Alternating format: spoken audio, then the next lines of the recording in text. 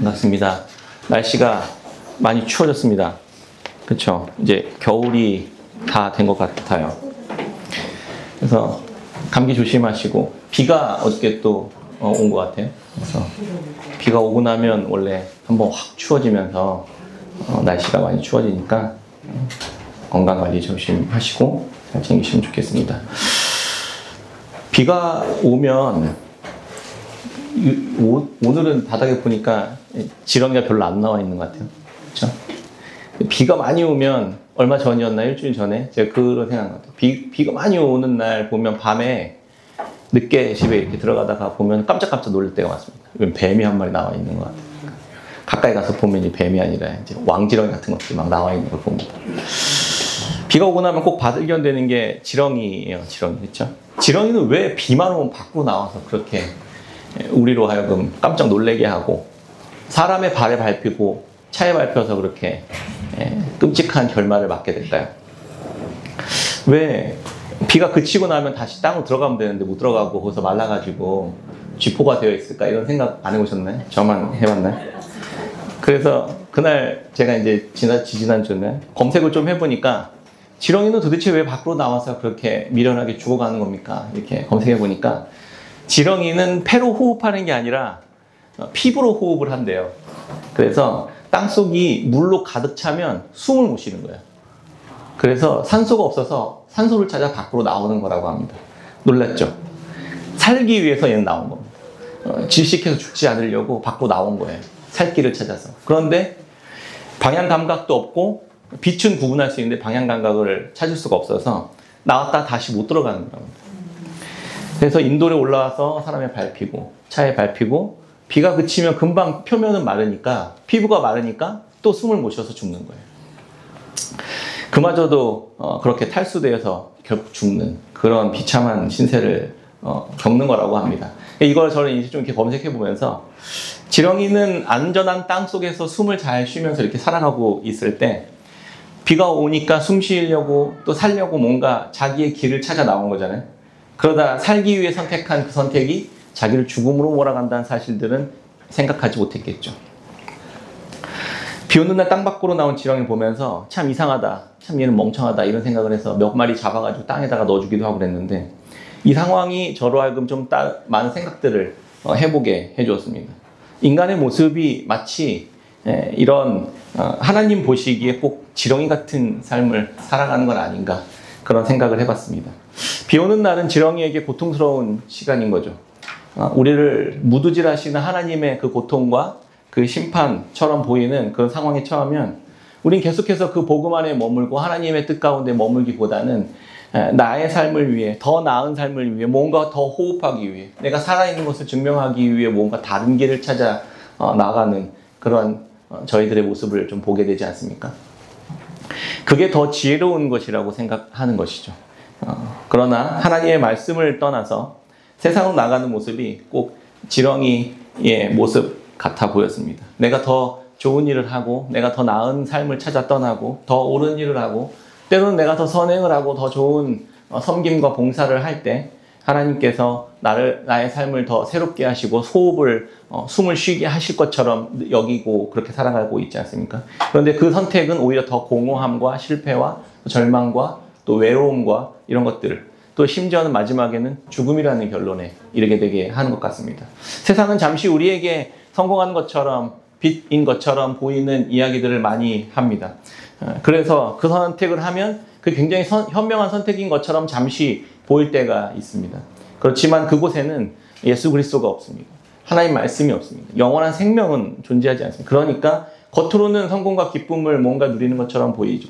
나에게 만족을 주는 것처럼 잠시 누리는 것처럼 보이지만 마치 밖에 나온 지렁이처럼 결국 사람의 발에 밟히고 차에 밟히고 아니면 그나저도 밟히지 않고 살아남았다고 하더라도 결국 말라 비틀어져 죽는 그런 결과, 그런 지렁이의 꼴이 되는 것은 아닐까 그런 생각을 해보았습니다. 지렁이가 살 길은 다시 나의 생명을 유지해주는 그 생명의 토양으로 돌아가는 것 아니겠습니까?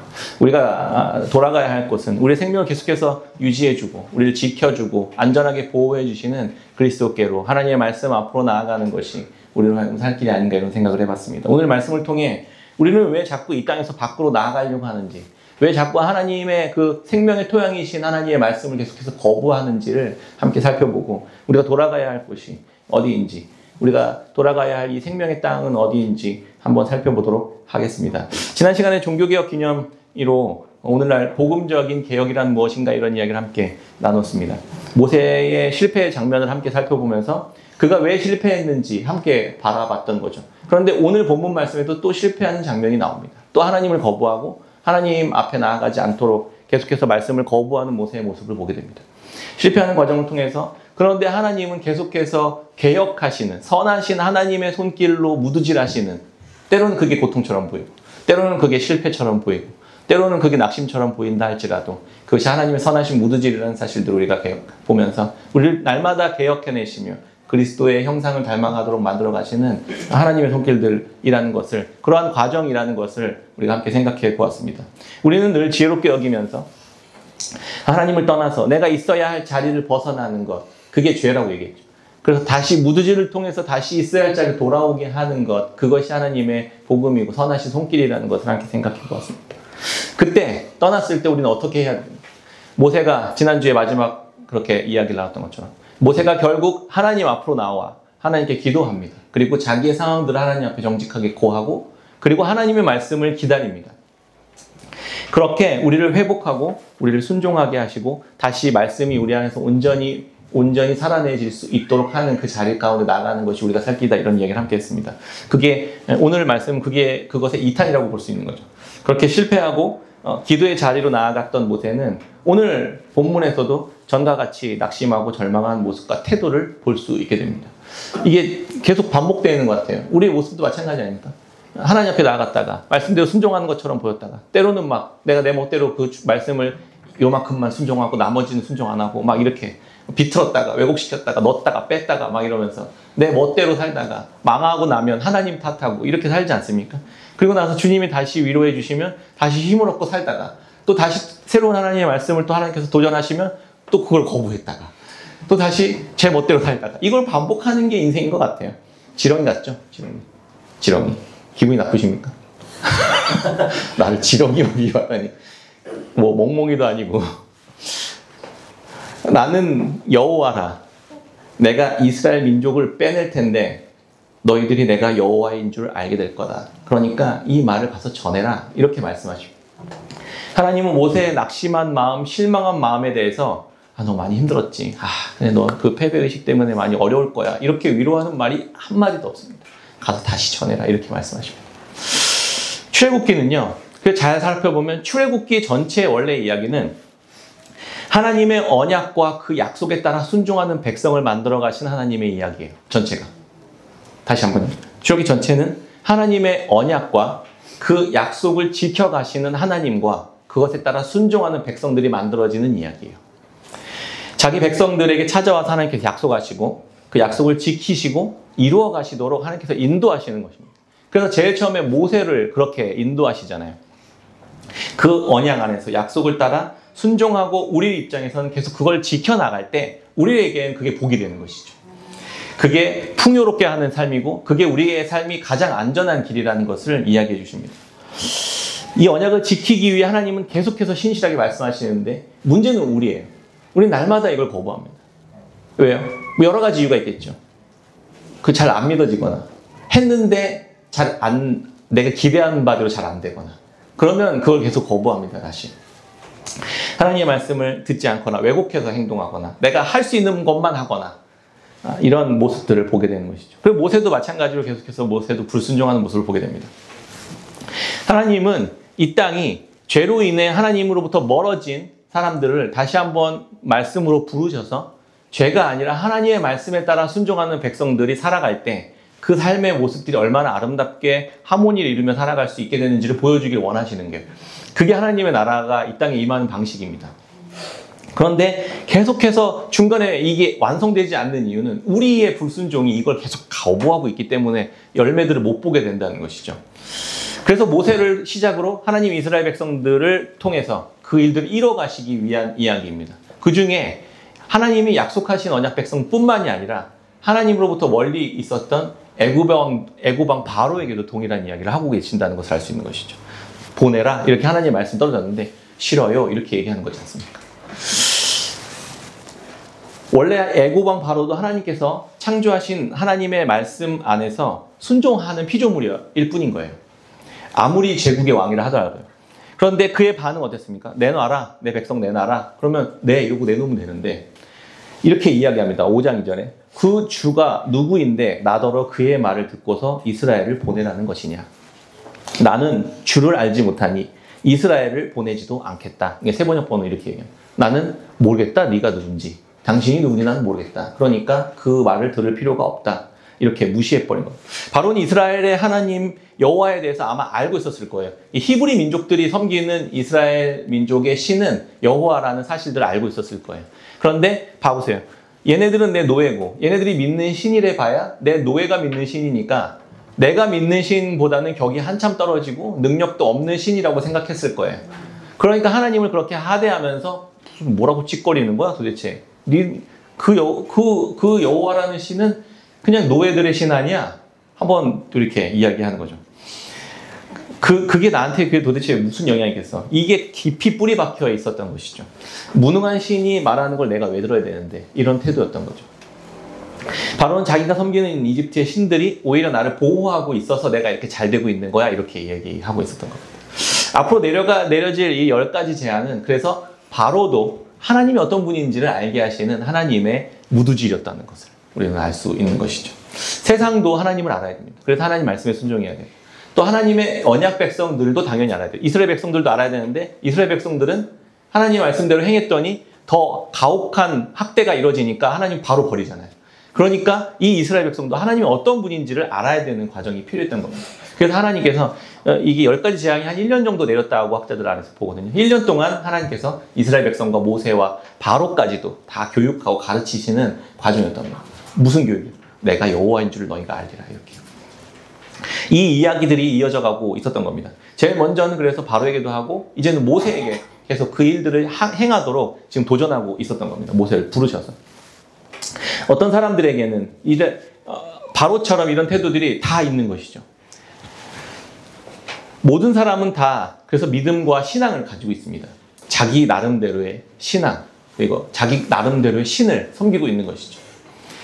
하나님을 믿는 사람도 있고 다른 종교를 믿는 사람도 있고 그 믿는 대상이 나를 지켜준다고 믿고 살아가는 것입니다. 그런데 하나님 외에는 다른 것들이 진짜 하나님이 될 수 없는 것이잖아요. 그러니까 거짓 신을 믿고 살아가는 것이죠. 바로처럼 어떤 사람에게는 돈이 신이고 어떤 사람에게는 권력이 신이고 어떤 사람에게는 성공이 신이고 어떤 사람에게는 쾌락이 나의 신인 것이죠.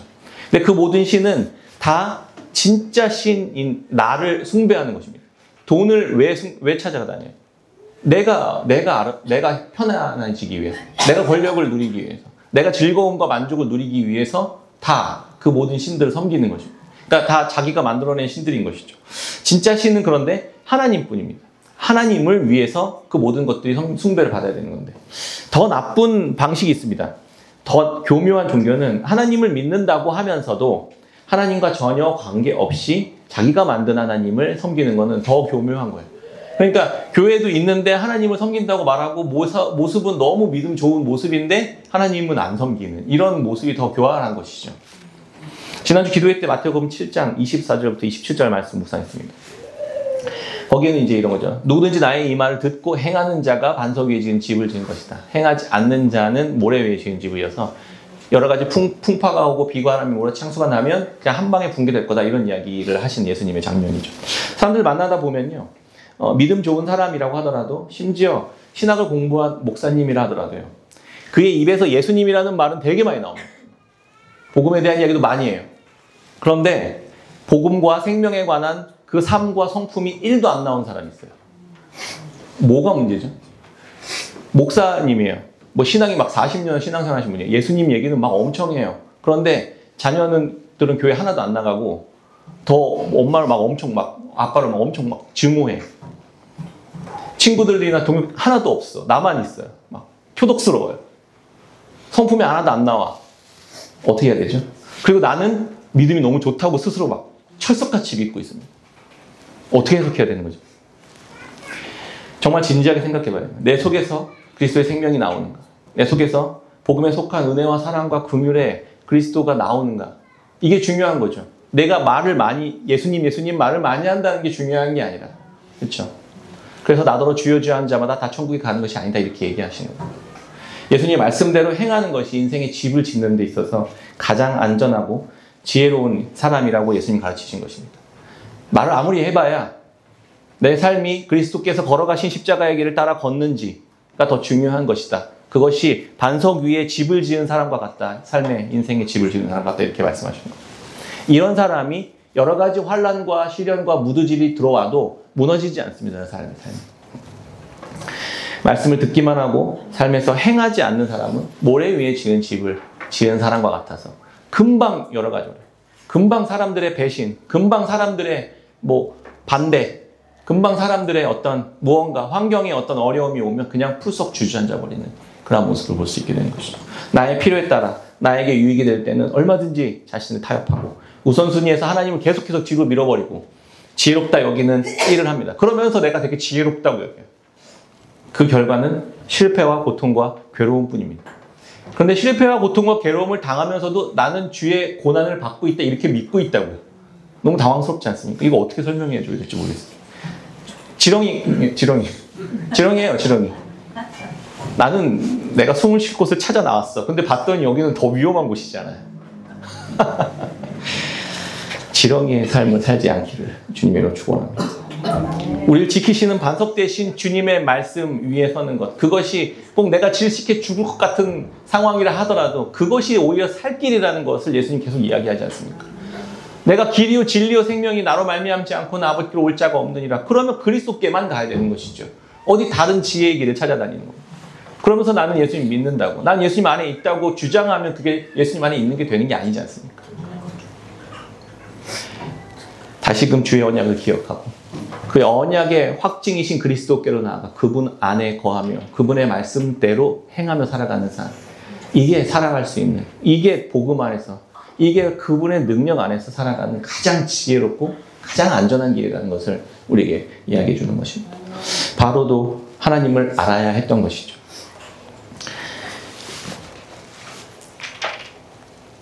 애굽 사람들도 하나님을 알아야 했습니다. 이스라엘 백성들도 하나님을 알아야 했습니다. 이스라엘 백성들은 모세와 아론이 왔죠. 근데 이스라엘 백성들은 무슨 기대를 했죠? 아론과 모세가 왔으니까 우리가 이제 삶이 좀 나아지겠구나 이런 기대를 했습니다. 복음이 오면 내 삶이 좀 나아지겠구나 이런 기대를 했지만 하나도 나아진 게 아니라 오히려 더 혹독한 시련이 올 때 이스라엘 백성은 어떻게 했죠? 그냥 버려버렸어요. 하나님은 내 기대로 움직이는 분이 아니라는 사실들을 배웠어야 되는 거죠. 내가 기대한 대로 복음을 믿었다고. 그래서 예수님 믿으면 복음, 내 삶이 하늘에서 막 돈다발이 떨어지고 막 그런 기대대로 움직이는 게 복음이 아니라는 걸 배워야 된다고요. 그렇습니다. 나의 자기 중심성이, 내가 섬기고 하나님이 아닌 다른 무언가를 내가 추구하며 섬기며 살아가고 있었던 그것들이 말씀 앞에서 깨어지는 것이 복이라고요. 이스라엘 백성들이 출애굽하기 전에 애굽의 노예된 삶에서 벗어나면 그 다음에 꽃길이 펼쳐집니까? 아니잖아요. 복음을 듣고 출애굽했는데 그들의 삶은 광야였습니다. 광야. 그게 복이라고요.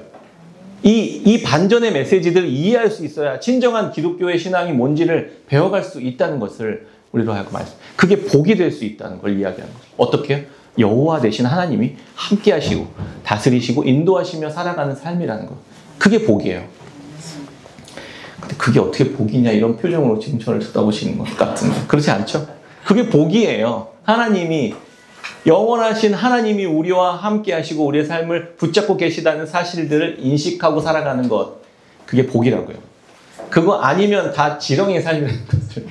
오늘 제가 제목을 지렁이의 삶 이렇게 하려고 하다가 너무 파격적인 것 같아가지고 제가 많이 순화시킨 건데요. 말씀 내용은 계속 이야기하겠습니다. 지렁이의 삶으로부터 벗어나야 됩니다. 모세는 이런 상황 속에서 하나님께 실패 가운데서 모세부터 나아갑니다. 제 기도의 자리로 나가요. 그런데 모세의 기도를 잘 살펴보면요, 바로 오늘 본문의 앞단락에 있지만요, 세 가지 특징들을 발견할 수 있습니다. 첫 번째는 처음에는 모세도 내 기도가 응대되지 않은 것에 대해서 불평과 불만과 원망을 하나님께 기도하는 자리에서 내어놓습니다. 당신의 말대로 순종했더니 지금 보세요. 지금 어떻게 됐는지 한번 보세요. 이렇게 막 하소연하고 원망하는 모습을 볼 수 있습니다. 두 번째 특징은 말씀대로 될 거라고 기대했지만 실패했습니다. 이런 이야기들을 합니다. 그래서 하나님의 말씀에 대한 의심을 하게 됩니다. 하나님 이 말씀이 맞는 건지 내가 잘 모르겠어요. 이렇게요. 왜 나에게 약속한 대로 말씀한 대로 왜 일이 안 되는 거죠? 이런 이야기들을 모세의 기도 안에 담겨 있습니다. 그것은 그의 기대였을 뿐이라는 것을 모세도 알아야 될 필요가 있었던 거죠. 원래 이 과정에서도 이야기를 해주셨는데 내가 안 들은 거라고 지난주에 얘기했잖아요. 잘못 들은 거라고. 내가 듣고 싶은 것만 들은 거라고. 그런데 세 번째의 특징이 있습니다. 그런데 모세의 마음속에는 여전히 이스라엘 백성들에 대한 긍휼한 마음이 있었어요. 그 마음이 기도 안에도 담겨 있습니다. 40년이 지났지만 그는 여전히 자신들의 민족에 대한 사랑과 애정의 마음이 있었다는 것을 그 기도문에 발견할 수 있습니다. 하나님은 이스라엘 백성들의 고통이 더 심해질 것이라는 말씀은 없었어요, 사실은. 그런데 그 말씀대로 가서 바로에게 전했더니 바로가 복수를 했잖아요. 그래서 더 심해졌잖아요. 그러니까 그 모습을 보고 모세가 이스라엘 백성들의 고통과 괴로움과 신음소리를 듣고 그걸 주님 앞에 대신 기도했다는 겁니다. 하나님, 이들이 너무나도 고통스러워합니다. 말씀을 전했더니요. 이렇게 대신 기도해 주는 것을 볼 수 있습니다. 이 모습을 보면서 우리는 여러 가지 생각해 볼 수 있는 것이죠. 저 로마서 8장 26절 말씀이 생각났습니다. 이와 같이 성령도 우리의 연약함을 도우시나니 우리는 마땅히 기도할 바를 알지 못하나 오직 성령이 말할 수 없는 탄식으로 우리를 위하여 친히 간구하시느니라. 마음을 살피시는 이가 성령의 생각을 아시나니 이는 성령이 하나님의 뜻대로 성도를 위하여 간구하십니다. 성령이 우리가 하나님 앞에 기도할 수 없는 상황, 이스라엘 백성은 아무도 기도 안 했어요. 그런데 유일하게 모세가 그들을 대신해 하나님 앞에 나아가 기도한 겁니다. 우리가 기도할 힘이 없을 때, 우리 아무도 기도할 마음도 없고 하나님을 계속 밀어내고 그럴 힘이 없을 때 성령께서 친히 우리를 위해, 여러분들을 위해 기도하시는 참 모세가 되어주신다는 것을 우리로 하여금 이야기할 수 있는 것이죠. 알 수 있는 것입니다. 우리는 항상 실패하고 넘어지고 우리는 늘 주저앉지만 그 실패를 통해서 하나님은 우리를 대신해 기도하시는 성령 하나님의 기도와 중보를 따라 우리를 포기하지 않으시는 하나님의 사랑이 우리를 붙잡고 계신다는 사실들을 알 수 있게 되는 것이죠. 보통 사람들은 실패하거나 고통을 당하면 하나님을 원망하고 저주하고 낙심하고 절망하고 주저앉아서 그 책임을 다 하나님께 떠넘기고 그 자리를 박차 일어나 떠나버리는 것들을 많이 보게 됩니다. 그리고 다른 길을 찾아 떠나는 것이죠. 내가 살 길 내가 찾아야겠구나 이렇게. 그런데 모세는 그렇게 하지 않았습니다. 주님 앞에 다시 나아가서 무엇이 문제인지, 무엇이 다시 하나님의 말씀인지를 다시 하나님과 대면하고 하나님께 따지기도 하고, 하나님 한번 변명 한번 해보세요. 지금 일이 이렇게 어그러졌잖아요. 이렇게 이야기하는 모습까지도 볼 수 있습니다. 하나님의 의도와 생각을 내가 놓쳤다는 사실들을 기도의 자리 가운데서 발견하게 됩니다. 그리고 다 알지 못했음을 깨닫게 됩니다.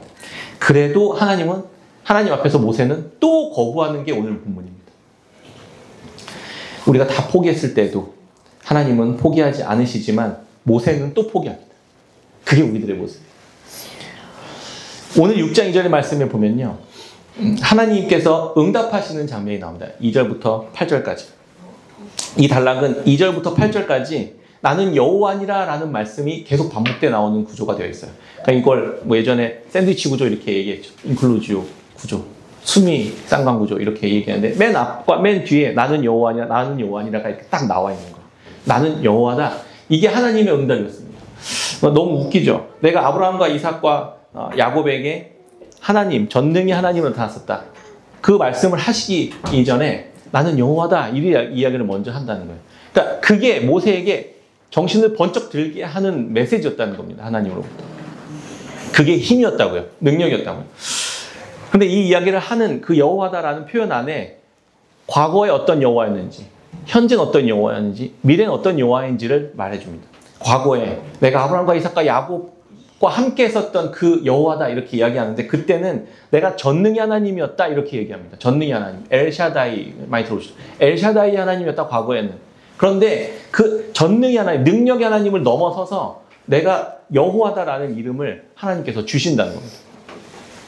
엘샤다이에게 간구했을 때 아브라함이 어떻게 자기가 할 수 없는 일들을 극복해낼 수 있었는지, 이삭과 야곱이 어떻게 내가 주체할 수 없는 상황 속에 있을 때 엘샤다이 하나님이 나타나셔서 그들의 삶을 회복하셨는지를 계속 반복해서 이야기합니다. 기억나게 하는 것이죠.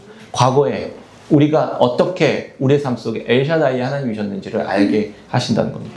현재는요. 충분하신 하나님으로 드러납니다. 내가 너에게 함께 있기에 너가 충분하다 이렇게 말씀하시는 거예요. 언약을 내가 세웠다라는 의미가 내가 너와 언약을 세웠어. 내가 약속을 맺었어. 그것이 내가 언약을 이행했어. 내가 지금 언약을 그 약속을 내가 지금 지켜가고 있어라고 말하고 있다는 거예요. 지금요. 현재. 과거에도 엘샤다이 하나님으로. 지금은 그 약속을 지켜가신 하나님으로. 그럼 미래는요. 미래도 마찬가지입니다. 6절부터 8절까지가 이제부터 미래에는 내가 너의 죄로 인해 힘들어하고 값을 치르지 못하고 종노타고 있는 삶으로부터 내가 계속해서 건져낼 거야 라는. 그래서 대속의 이야기들이 계속 나옵니다. 값을 치를 거야, 값을 치를 거야 이렇게 이야기하는 것들이 나옵니다. 너의 삶에 내가 값을 계속해서 치러가면서 너의 삶을 내가 건져낼 거야 라는 약속을 하시는 것이죠. 나는 여호와니라 라는 말씀 안에는 과거에도 현재에도 미래에도 나는 여호와로 나는 너의 하나님으로 너희는 내 백성으로 살아가는 삶을 내가 이뤄갈 것이야. 그 이뤄가고 있어. 이렇게 이야기하고 있었던 것입니다. 이걸 하나님께서 말씀하시는 이게 응답이었어요. 기도의 응답. 네. 마지막으로 이렇게 기도의 응답을 해주셨으면 그러면 다른 무언가가 이제 이야기가 나올 법한데 너무 생뚱맞은 족보가 막 튀어나와요. 족보. 갑자기 족보 이야기를 또 이야기해요. 갑자기 여기서 족보 이야기를 왜 하지? 모세는 아니 이스라엘 백성들도 내 말을 안 듣는데 바로라고 듣겠습니까? 이렇게 이야기하는 거예요. 이스라엘 백성들한테 가서 다시 말하라니까 또 모세가 또 이스라엘 백성한테 가서 말해요. 그런데 이스라엘 백성들한테 갔더니 이스라엘 백성들은 아예 그냥 마음을 닫아버렸습니다. 야, 네가 나타나고 난 뒤에 우리는 완전히 더 끔찍한 인생을 살고 있어. 네가 와서 무슨 복음이라고 뭐 하나님이라고 어쩌고 뭐 했는데 내 삶은 더 혹독하고 더 괴로운 삶을 계속 살고 있어. 그러니까 오지 마. 좀 제발 좀 이렇게 거절당합니다. 그러니까 하나님 앞에 또 가서 또 기도하고. 그러니까 하나님이 와, 그래 너 마음 상했지. 뭐 이런 말 안 하고 가서 바로한테 전해 이렇게 얘기하는 거예요. 그러니까 하나님 앞에서 아니 이스라엘 백성들도 말 안 듣고 날 거부하고 하나님 거부하는데 바로는 뭐 거부 안 하겠어요? 이렇게 지금 따져 묻고 있는 장면인 거예요. 그런데 족보 이야기를 띵 하는 거예요. 너무 웃기지 않습니까? 이곳에 기록된 족보 이야기를 통해서 하나님은 모세가 왜 거부하고 있는지에 대한 이야기도 하고 있거든요. 그 이야기, 그 내용이 족보에 담겨져 있어요. 그래서 족보 이야기를 잠깐 살펴보면 가장 별 볼 일 없었던 12지파 중에 이스라엘 12지파 중에 가장 별 볼 일 없었던 3명의 아들 이야기를 합니다. 르우벤, 시몬, 레위 이야기를 하는 것이죠. 이 3명의 가문, 후손들만 이렇게 언급해요. 그래서 그 중에서도 레위의 후손들만 언급합니다. 그래서 특이한 건 레위의 나이가 유일하게 기록되어 있고 그 다음에 레위의 아들인 자손인 고핫의 나이가 기록되어 있고 아므람의 나이가 딱 기록되어 있는 것이죠. 그 나이가 딱 기록되어 있다는 의미는 요 사람을 집중해서 봐야 돼 라는 표현인 거예요. 요 사람들 집중해서 봐. 요 가문 중에서 이런 뜻이에요. 그래서 레위 지파의 계보를 따라서 모세와 아론이 태어났잖아요. 그 사람들을 통해서 아론과 모세가 태어난 거거든요. 그러니까 요 사람들을 중심으로 봐야 돼. 이렇게 이야기하고 있는 것이죠. 레위 지파는요. 하나님의 택함을 받은 이스라엘 중에서도 성막에 관련된 것들을 감당하는 사람들이었어요. 그래서 특별히 다른 뭐 땅을 주지도 않고 뭐 재산을 뭐 이렇게 많이 주지도 않았던 그런 지파였거든요. 아무튼 이제 성탄절 때 깨센 키즈 아이들이 그거는 좀 이렇게 설명해 줄 겁니다. 네? 정신 번쩍 들어? 지금 아이들? 네, 정신 좀 놓고 있다가 너희들 다 준비했잖아, 그렇지? 게르손, 고핫, 무라리 저기 지금 막 하면서 저희 공부하고 있습니다. 네. 아무튼 그리고 나서 아므람의 후손으로 아론의 자손들은 성소에서 제사를 담당하는 제사장 가문. 아론의 후손들은 제사장이 되는 거고 나머지 레위의 후손들은 성막을 담당하는 그런 구별된 사람이 되는 거잖아요. 그런데 여기에서는 중요한 게 있어요. 거룩한 계보를 따라가는 사람이다라는 이야기가 이 족보에 있거든요. 그래서 아론은 하나님과 이스라엘 백성들 사이에 제사장 역할을 감당하는 것이죠. 그래서 제사장은 거룩하고 경건한 결혼 생활이 전제돼야 됩니다. 그래서 아론과 결혼한 엘리세바라는 여인은요, 유다 지파의 여인이거든요. 그래서 이 여인의 아버지는 예수님의 조상이 되는 겁니다. 그래서 예수님의 가보가 이렇게 되는 거예요. 그러니까 예수님은 다윗 왕의 계열에서도 나지만 제사장 계열에서도 나오는 그 거룩한 족보다라는 것들을 이렇게 알려주는 것이죠. 그런데 또 놀라운 건 그 거룩한 계보만, 그러니까 이렇게 역사를 쓰면 원래 좋은 것만 쭉 쓰잖아요. 그래서 막 편집하고. 그런데 성경은 그렇지 않습니다. 그냥 있는 그대로 다. 그래서 혼혈된 계보에 대해서도 언급해 줍니다. 그래서 거룩한 계보를 따라서 언약의 자손이 있어야 되는데 동시에 순수한 계보는 아니라는 것도 같이 언급해 주거든요. 6장 15절 말씀에 보면요. 시므온의 아들 언급할 때 가나안 여인의 아들 사울 이렇게 기록해요. 그러니까 이방 사람이 들어와서 계보가 혼혈이 됐다 이런 것도 그러니까 혼혈 민족이었던 거예요. 혼혈 민족. 그러니까 순수한 혈통이 아니라 그 계통에서 예수님도 나오고 그 계통에서 제사장 가문도 이어지고 레위 가문도 이어지고 있는 것이다라는 거예요. 그러니까 하나님은 그것을 다 구별해내는 것이 아니라 하나님의 은혜로 다 포함하고 있다는 것들을 알 수 있게 된 것이죠. 여기서 르우벤, 시므온, 레위만 언급하는데요. 르우벤은 아버지의 첩 빌하랑 동침했던 사람이죠. 장자인데. 그래서 장자의 복을 못 누립니다. 그래서 외면당하는 삶을 사는 것이죠. 당시에도 근친상간은 사실 용납되지 못하는 범죄였거든요. 레위기 말씀 나중에 20장 보면 이제 그런 이야기를 언급합니다. 그런 시므온과 레위는 어떨까요? 시므온과 레위는 그 세겜 민족들을 거짓말로 너네 그 여자 동생 누구죠? 디나가 강간을 당하는 사건이 있어요. 이방 족속한테. 그래서 걔네들을 너 결혼시켜 줄 테니까 너네 우리의 전통에 따라서 다 할례해 이렇게 얘기를 합니다. 그래서 그 남자 민족들이 또 다 할례를 해요. 그래서 시므온이랑 레위가 가가지고 할례하니까 남자들이 전쟁을 못 하잖아요. 그냥 다 죽여버립니다. 그래서 이렇게 포악하고 잔인한 악을 저지른 사람으로 기록되어 있습니다. 그래서 시므온과 레위는 그 민족 자체가 잔인한 악한 그런 행한들을 했던 그 하나님의 백성에 어울리지 않는 그러한 사람들로 낙인 찍힌 그런 조상들로 기록되거든요. 그러니까 그 세 명 언급했던 르우벤도 그렇고 시므온도 그렇고 레위도 그렇고 다 부패한 죄악 가운데 있는 집안이다. 이게 지금 핵심인 거예요. 그런데 그 집안에서 낳은 모세와 아론을 선택해서 하나님은 하나님의 사람의 부르심에 합당한 자로 맡기겠다 이런 이야기를 하고 있었던 거죠. 더 놀라운 건 모세의 집안이에요. 그래서 보면 모세의 아버지 아므람에 대한 기록이 여기 나오거든요. 그 아므람은 누구랑 결혼했냐면 그의 아버지의 누이와 결혼했다 이렇게 기록합니다. 아버지의 누이면 뭐죠? 고모랑 결혼한 거예요. 그러니까 모세의 출생 자체가 근친상간에서 나온 이런 끔찍한 삶이라는 것을 하나도 가감 없이 그냥 보여주고 있는 거예요. 이거 누가 기록했죠? 모세가 기록했죠. 자기가 자기의 그 수치심과 허물이 있는 그 집안과 족보에 대한 얘기들 쭉 하면서 내가 이런 집안에서 그런데 하나님께서 기록하라고 하신 거잖아요. 근데 모세는 또 어떤 일을 했죠? 살인을 저질러서 도피 생활을 40년 동안 했던 사람이었어요. 도망자 생활. 그러니까 모세가 하나님의 말씀을 계속해서 거부할 때 그의 깊은 곳에는 그 집안에 흐르는 저주가 있었던 거죠.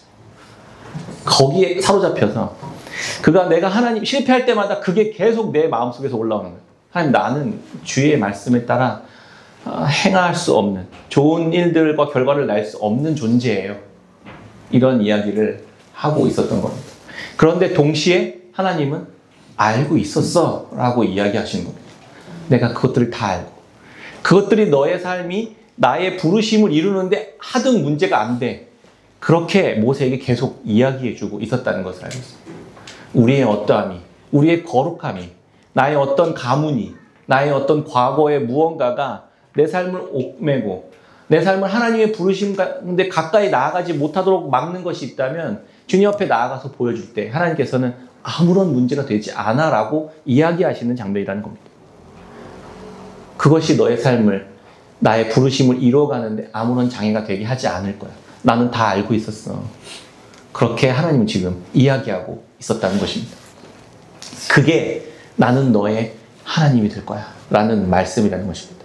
나는 여호와니라 이 말씀이 이 세상에는 없는 하나님에게 속한 오직 긍휼과 아무런 자격도 없고 조건도 없이 그냥 하나님에게 받아들여질 수 있는 하나님의 자녀와 백성이 될 수 있다는 사실들을 계속해서 하나님은 선포해주고 있었다는 것입니다. 모세에게.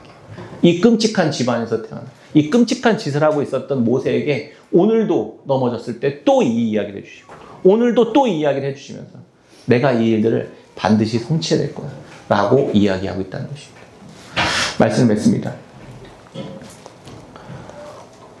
지난주에 개인적으로 많은 일들이 있었습니다. 많은 사람들을 만나고 이야기를 나눌 시간이었습니다. 대화를 나누면 사람들의 이기적인 마음에 대해 많이 이렇게 보여요. 그 관계를 맺을 때 굉장히 자기중심적인 것들이 되게 많이 보입니다. 그래서 조금만 살만해지면 자기가 지혜롭고 다 안다고 여기면서 자기 뜻대로 아주 고집스럽게 그렇게 살아가는 모습들을 되게 많이 봅니다. 아이들도 그렇죠. 자라가면서 점점 내 주장이 뚜렷해지고 자기의 선택과 판단이 아빠와 엄마, 부모님은 이 영역은 몰라. 이렇게 얘기하면서 지렁이처럼 자기 길을 걸어가는 것들을 많이 봅니다.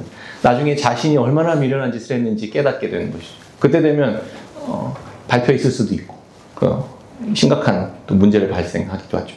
어른들도 사실 예외는 아닙니다. 자신이 모든 걸 다 알고 있고 내가 가장 지혜롭다고 생각합니다. 그러나 그 선택이 때때로 얼마나 어리석은 선택이었는지를 깨닫는 순간들이 많이 있지 않습니까? 하나님 말씀보다 지금 당장 대학 가는 것이 더 우선이 되고 지금 당장 좋은 직장에 취직하고 당장 돈을 조금 더 버는 것이 더 지혜로운 것이라고 여기지만 그것이 잠깐은 나에게 더 나은 것처럼 보일 수 있지만 궁극적으로는 지렁이의 선택이라는 것을 우리는 알 수 있는 것이죠. 하나님 말씀에 순종하기보다 사람들의 문화나 과학적인 어떤 더 좋아 보이는 것들이 더 옳아 보이는 것들이 더 지혜로워 보여서 그것들을 선택할 때가 더 많이 있지 않습니까? 당장 결혼하는 것이 더 중요해서 그냥 결혼만을 위해 달려가는 그런 사람들도 많이 봤습니다. 예수님이라는 말은 많이 하고 그럴듯한 신학적 지식은 이야기를 많이 하지만 막 침 튀기면서 막 이야기하지만 그 사람에게선 어떤 복음의 향기도 나오지 않는 사람들 너무나도 많이 많습니다. 자기의 중심성이 깨어지지 않으면서 여전히 하나님을 믿는다고 착각하며 살아가는 사람들이 얼마나 그러면 다 이기적으로 변할 수밖에 없다는 거예요. 왜요? 하나님이 아니라 자기를 섬기니까요.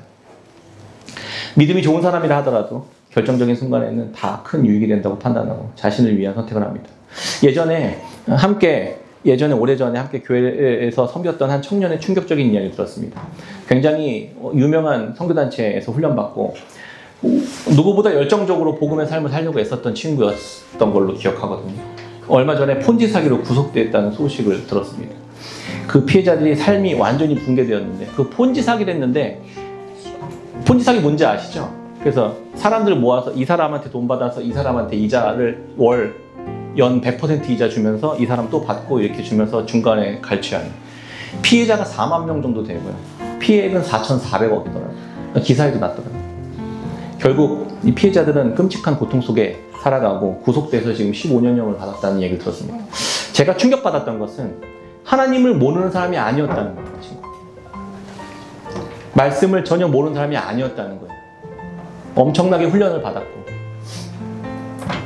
다른 친구들, 청년들을 섬기던 사람이었다는 것이고 하나님의 말씀, 곰곰이 생각해 보니까 하나님을 떠나서 말씀을 떠나서 조금씩 멀어지다 보면 그의 삶이 얼마나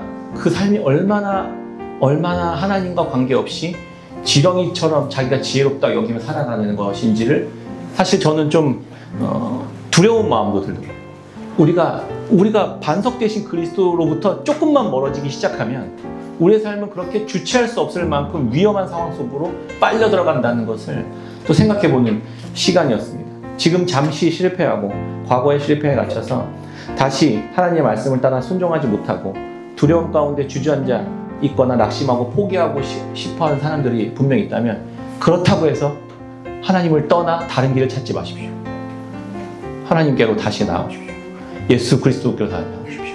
그 언약 가운데 확실한 십자가 가운데서 내가 끝까지 너를 안전하게 지키고 내가 너를 풍요하게 하고 내가 너를 가장 아름다운 모습으로 빚어갈 거야 라는 그 약속 안에 다시 한번 나오셔서 그곳에서 쇼부를 보시면 좋겠습니다. 그곳에서 생명을 걸고 그곳에서 주님 나에게 다시 한번 생명을 다시 한번 주의 말씀을 다시 한번 주의 부르심을 회복시켜 주십시오. 이렇게 기도의 자리 가운데 나의 하나님 여호와 되시는 분이 내 속에서 다시 회복될 수 있도록 인도해 주십시오. 이렇게 주님 앞으로 나오는 저와 여러분들 이것이 유일한 생명 되신 주님으로 가는 그 살길이라는 것을 우리 함께 기억할 수 있었으면 좋겠습니다. 그리고 날마다 그곳에서 우리 함께 아름답게 열매 맺어가는 깨끗한 샘교회 성도님들이 다 되시기를 주의 이름으로 축원합니다. 아멘.